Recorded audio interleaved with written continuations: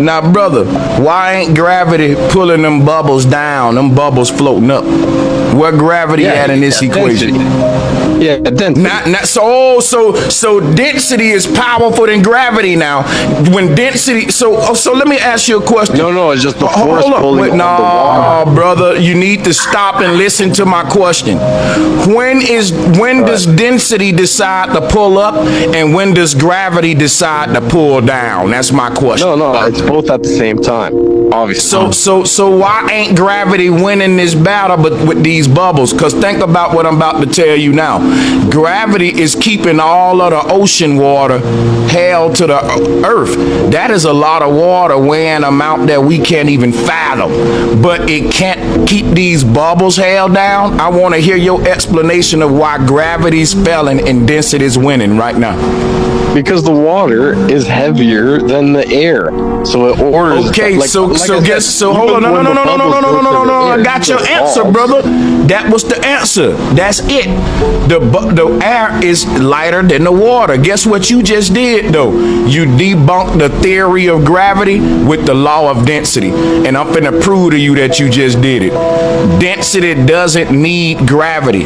Gravity needs density, and that was what just happened right now. See, gravity only explains why shit fall. That's why Isaac Newton created that dumbass theory with an apple falling on his head. They should have checked to see if the apple damaged his goddamn brain, because if he thought that gravity was a force pulling the apple down, but it didn't pull the clouds down and this fool, if he thought that this force of gravity was picking on one apple in the tree but letting the rest of the apples stay up there like a goddamn dummy. If you cut me off, you got to goddamn go. Don't cut me off, man. I'm talking. Like I was saying, he was a dumbass if he didn't know that this particular apple failed.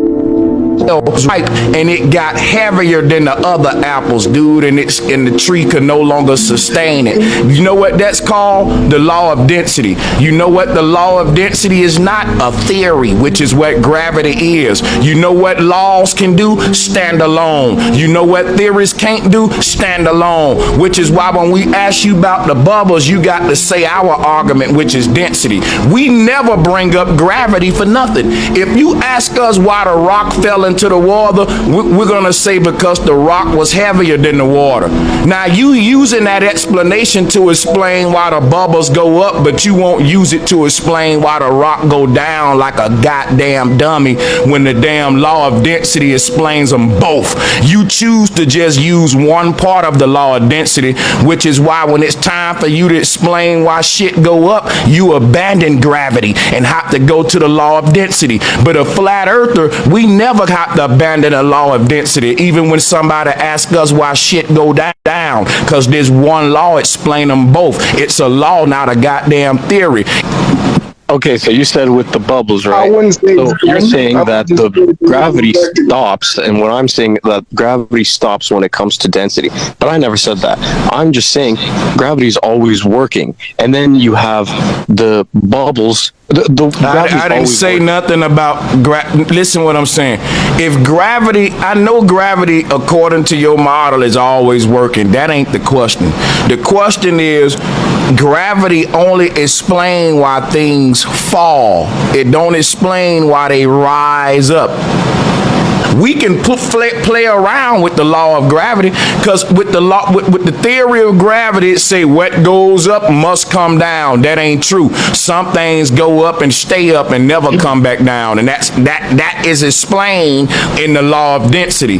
But if your theory only explain why things drop and is only focused on dropping, then when somebody who embraces the theory of gravity, when somebody asks them why did this air bubble float, they start teaching density when they should have been teaching that law to explain why the apple fell too, because the apple is heavier than the air around it.